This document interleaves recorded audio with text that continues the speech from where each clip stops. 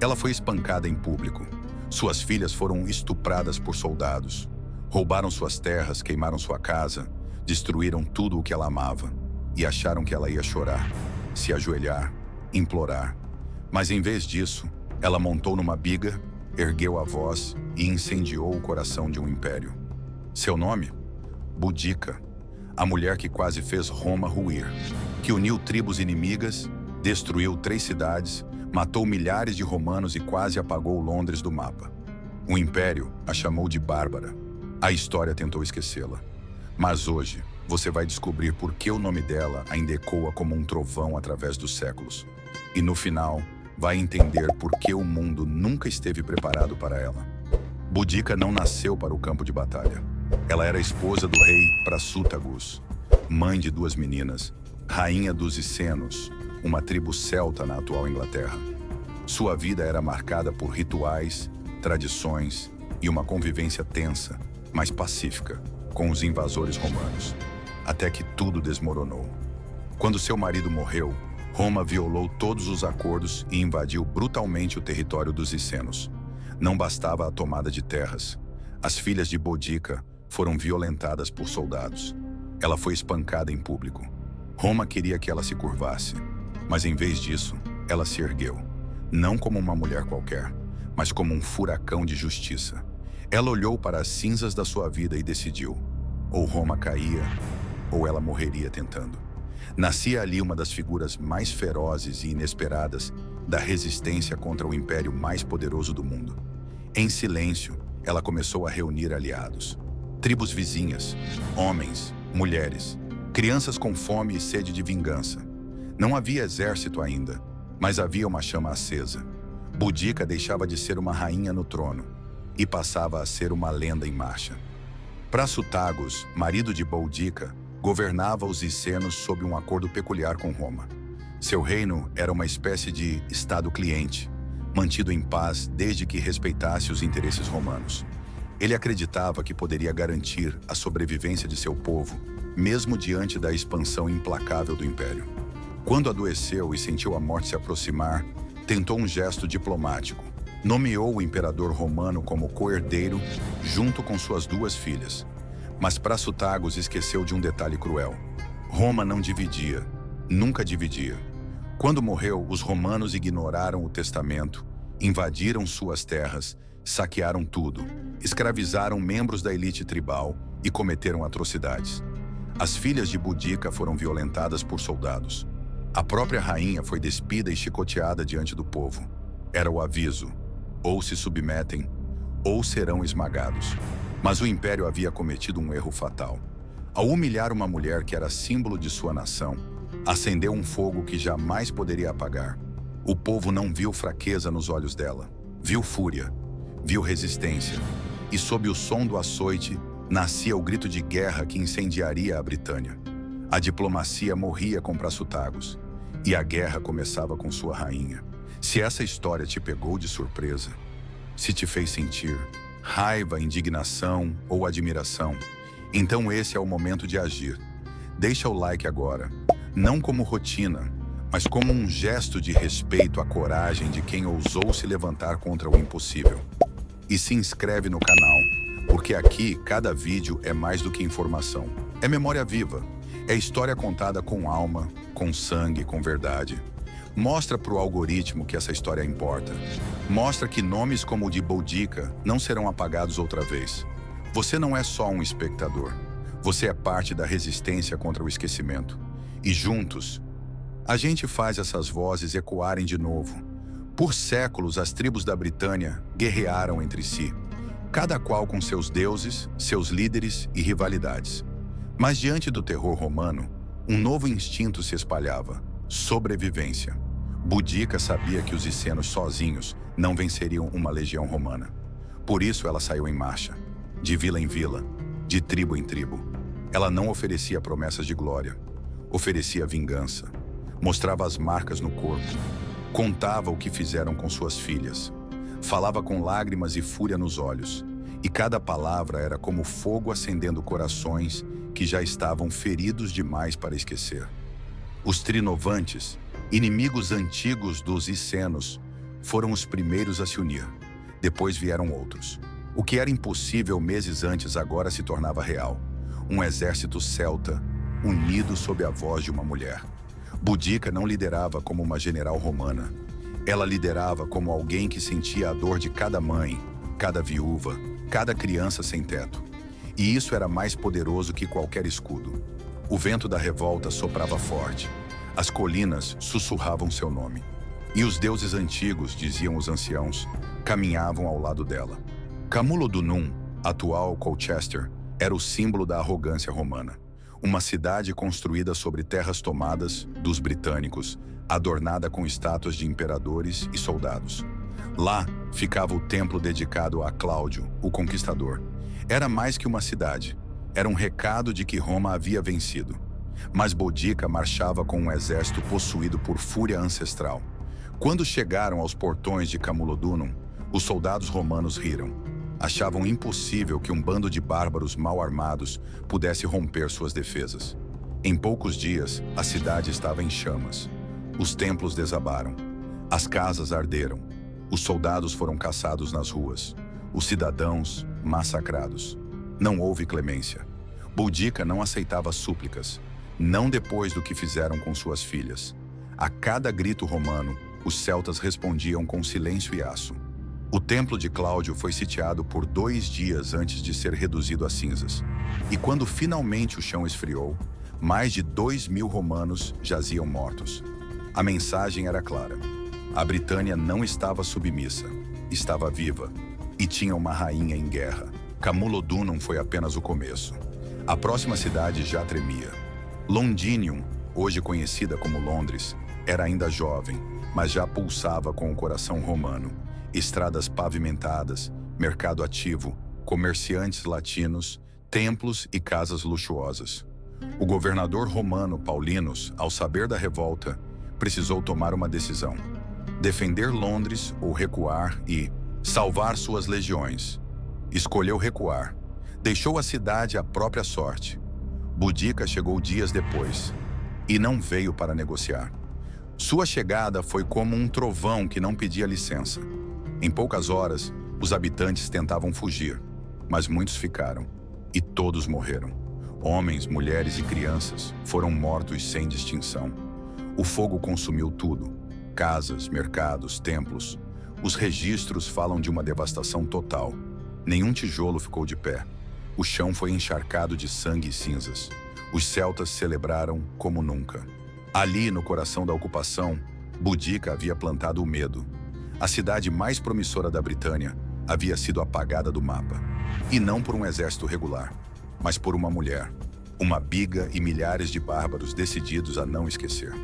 Após Camulodunum e Londinium, a próxima cidade marcada por Boudica era Verulamium, atual St. Albans. Mais uma colônia romana rica, protegida por poucos soldados e muitos comerciantes romanos. Quando o exército celta se aproximou, não houve resistência real. A população tentava escapar, mas os portões foram fechados. As histórias contam que muitos morreram queimados dentro de suas próprias casas. Outros foram executados em rituais de vingança pelos crimes do Império. Mulheres celtas, algumas vítimas diretas da violência romana, lideraram atos de retaliação. Era mais do que guerra, era punição. Verulamium virou um campo de horror. Os celtas destruíram tudo: ruas, mercados, arquivos, símbolos do domínio estrangeiro. Estima-se que mais de 70.000 pessoas tenham morrido nas 3 cidades destruídas por Boudica. A rainha não aceitava reféns. A guerra não era para conquistar. Era para apagar a presença de Roma do solo sagrado da Britânia. Na mente dela, cada gota de sangue romano derramado era uma reparação mínima pelo que fizeram com seu povo. Ao final da destruição de Verulamium, a mensagem era irrefutável.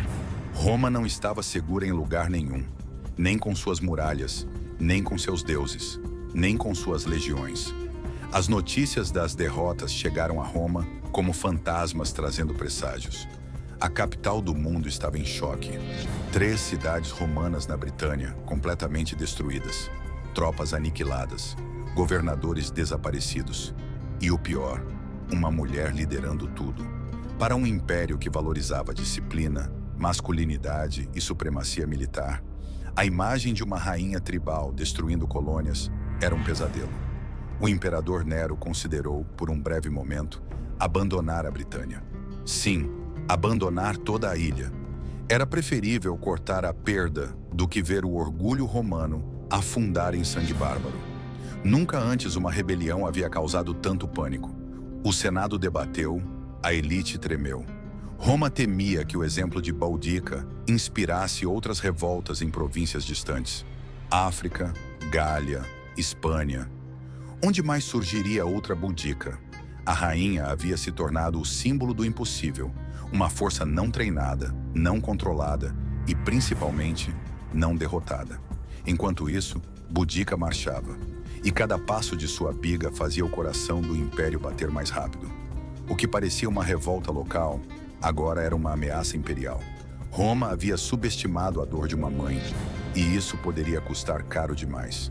O governador romano da Britânia, Suetônio Paulinus, era um militar experiente. Estava longe combatendo em Mona, atual Anglesey, quando soube da rebelião. Ao retornar, viu o caos, cidades em cinzas, legiões dispersas, aliados com medo. Ele sabia que se não agisse, Roma perderia toda a ilha. Paulinus, então, fez o que um romano faria. Reagrupou. Convocou soldados veteranos, reestruturou suprimentos, convocou reforços. Ele sabia que não poderia combater a multidão com força bruta apenas. Precisaria de estratégia. E esperaria. Estudou os movimentos de Boudica. Observou onde ela atacava, como liderava, como seus exércitos se moviam. Ela usava a raiva como arma. Ele usaria a ordem. Paulinus também usou o medo como aliado. Puniu os vacilantes, executou desertores, forçou cidades a se comprometerem com Roma. Era cruel, mas eficaz. Sabia que teria que enfrentar Boudica de frente, mas num campo de sua escolha. Ela era um furacão. Ele seria o muro. A batalha inevitável estava se formando. E embora os celtas fossem 3 vezes mais numerosos, Paulinus apostava tudo em uma coisa: a superioridade romana em disciplina e tática. A guerra agora era entre fúria e cálculo, entre dor e império, entre uma mulher com um passado em chamas e um general com o futuro nas mãos. Watling Street era uma antiga estrada romana, cercada por colinas e florestas, o lugar ideal para emboscadas e estratégias. Paulinus escolheu esse terreno com precisão cirúrgica. Sabia que os celtas de Boudica usavam a quantidade como vantagem, mas ali, o terreno estreito anularia o tamanho do exército inimigo. Boudica não se intimidou. Seu exército era imenso, formado por homens, mulheres e até crianças armadas. Carretas com famílias os seguiam. Eles acreditavam na vitória total. Era mais que guerra, era libertação. No dia da batalha, os celtas se alinharam confiantes. Dizem que Boudica discursou em pé sobre sua biga, com as filhas ao lado, dizendo: "Luto como uma mulher, sim, mas por liberdade.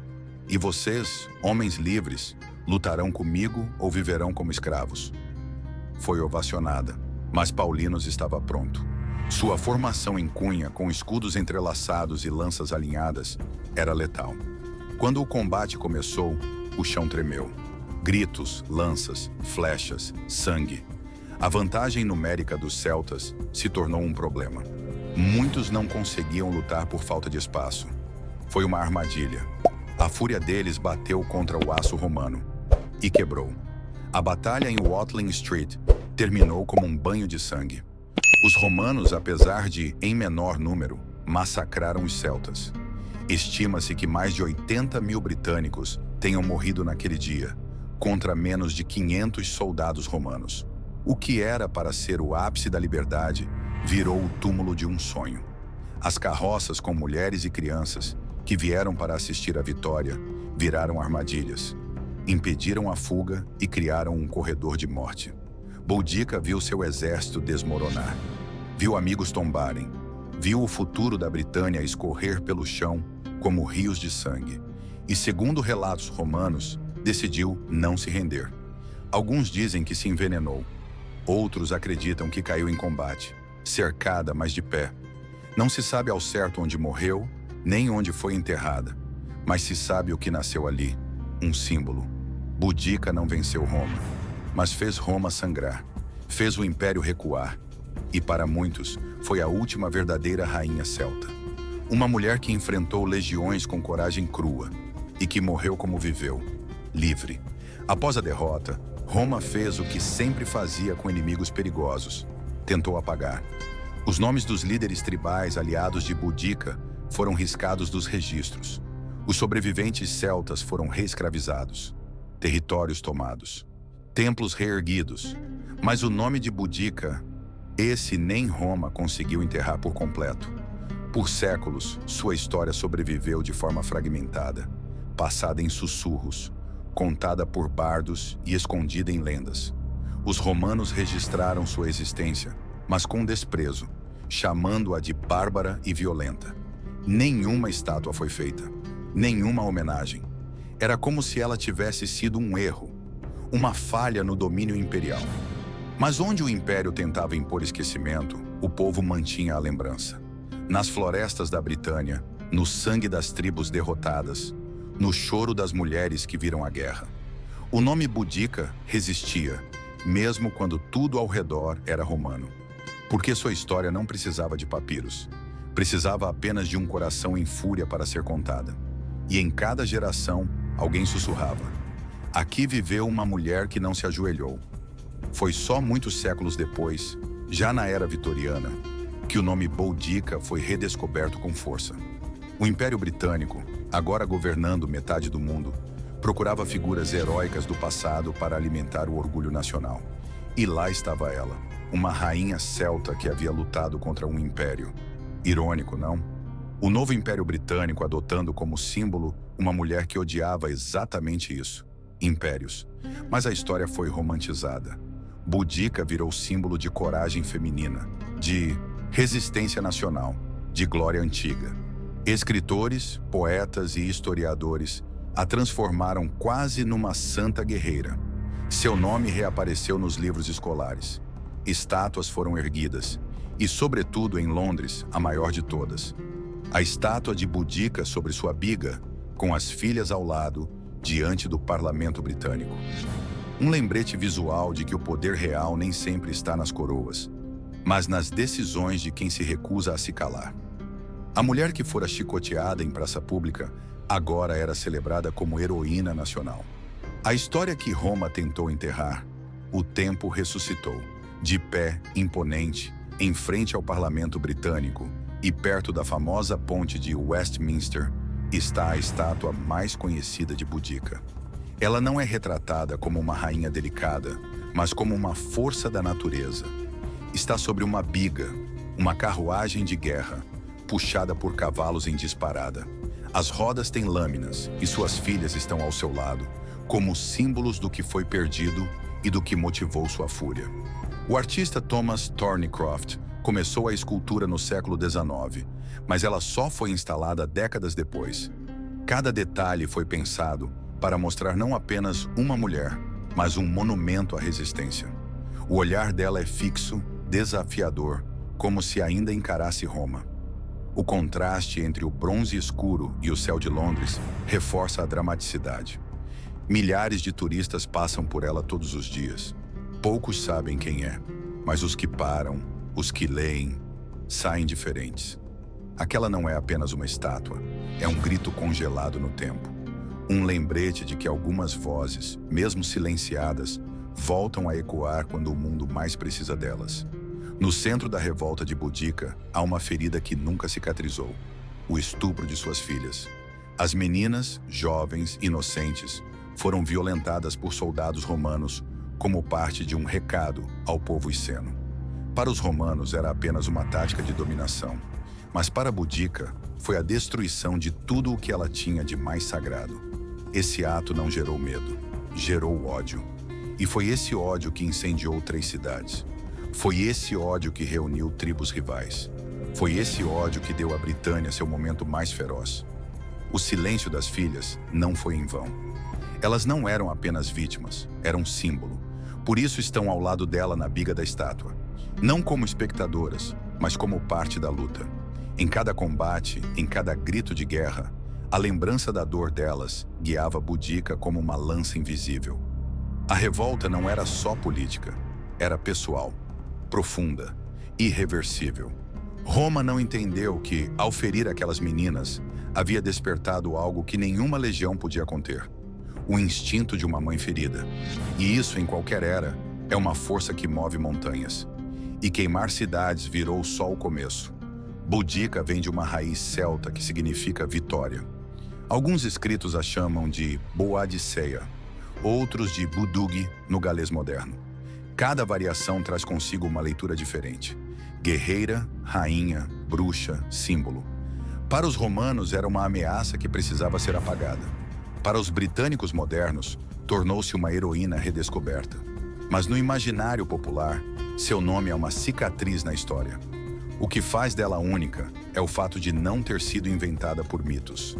Ela existiu, viveu, sofreu, liderou, morreu. E isso muda tudo. Enquanto muitos heróis são criados em cima de lendas, Boudica é exatamente o contrário. Uma mulher real que virou lenda. Seu nome hoje é usado em escolas, estátuas, grupos feministas, movimentos de resistência. E cada vez que alguém o pronuncia, revive não só a rainha, mas a luta que ela representava. Não era sobre o trono, era sobre dignidade, sobre não aceitar o silêncio como resposta, sobre erguer-se quando tudo ao redor diz para cair. E se hoje seu nome ainda é lembrado, é porque há algo de eterno em quem ousa enfrentar gigantes, mesmo sabendo que pode não sobreviver. Boudica nunca foi rainha de palácios dourados ou festas luxuosas. Sua coroa era o respeito do seu povo. Suas joias eram as cicatrizes da terra. Ela não era símbolo da nobreza, mas da resistência. E por isso, hoje, é lembrada por aqueles que a história costuma ignorar. Mulheres violentadas, povos colonizados, vozes apagadas. Boudica virou algo maior do que ela mesma.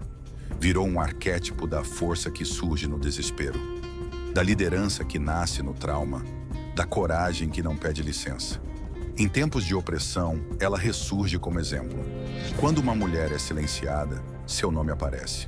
Quando um povo é invadido, sua história reaparece. Ela representa todos os que foram esmagados, e mesmo assim, gritaram. É por isso que Boudica transcende Roma, Britânia, século I. Ela é símbolo do que acontece quando o medo não paralisa, mas transforma. Quando a dor não nos quebra, mas nos reconstrói como fogo. Por isso, enquanto houver injustiça, seu nome será lembrado. E não importa quantos impérios tentem enterrar vozes como a dela, há gritos que não aceitam o esquecimento. Com o ressurgimento da figura histórica de Boudica, no século XIX, não demorou para que sua imagem chegasse ao teatro, à literatura, à TV e ao cinema. Ela já foi retratada em peças de Shakespeare, em romances históricos, em animações, em séries da BBC. E por que esse fascínio? Porque sua vida tem todos os elementos de um épico cinematográfico. Uma mulher forte, tragédia pessoal, traição imperial, batalhas colossais, discursos emocionantes, morte dramática. Em um mundo onde heróis são quase sempre homens, Boudica oferece uma narrativa diferente, mas ainda mais poderosa. Atrizes britânicas renomadas já deram vida a ela, e diretores sonham com uma superprodução hollywoodiana com Boudica no papel principal. Ela é uma mistura perfeita de Braveheart com Game of Thrones. E mais do que isso, é real. Cada vez que sua história é contada, atinge um público novo, mais jovem, mais conectado. A imagem da rainha de tranças ruivas, em pé sobre a carruagem, virou símbolo de empoderamento. Em tempos de luta por igualdade e justiça, Boudica continua atual. Não é uma figura presa no passado. É uma centelha que pode reacender em qualquer tela, livro ou música. Boudica nos ensina algo que não está em livros de estratégia, nem em manuais de guerra. O poder da coragem quando não se tem mais nada a perder. Ela não era treinada como um legionário. Não tinha ouro nem grandes fortalezas. Mas tinha algo que Roma não compreendia: uma causa verdadeira. E uma causa, quando habita o coração de um povo, é mais destrutiva que 1000 catapultas. A história dela nos mostra que, mesmo derrotada, uma mulher pode vencer. que mesmo sendo massacrada, uma ideia pode sobreviver. E mais, que nenhuma violência, por mais brutal, é capaz de calar uma alma decidida. O que ela perdeu em campo de batalha, conquistou na eternidade da memória. Boudica virou lenda, porque mostrou que o impossível pode ser desafiado. E hoje, séculos depois, quando o mundo parece repetir os mesmos erros, colonização, injustiça, silenciamento, a voz dela ainda ecoa como trovão. Uma mulher que se recusou a aceitar o papel de vítima, que olhou o império no olho e disse: "Vocês podem destruir meu corpo, mas não meu povo." E assim, com sangue nos pés e fogo nos olhos, entrou para a história. No século XXI, Boudica se tornou uma das figuras mais citadas em movimentos feministas da Europa. Ela representa algo raro, uma mulher real de uma época dominada por homens, que liderou com voz própria.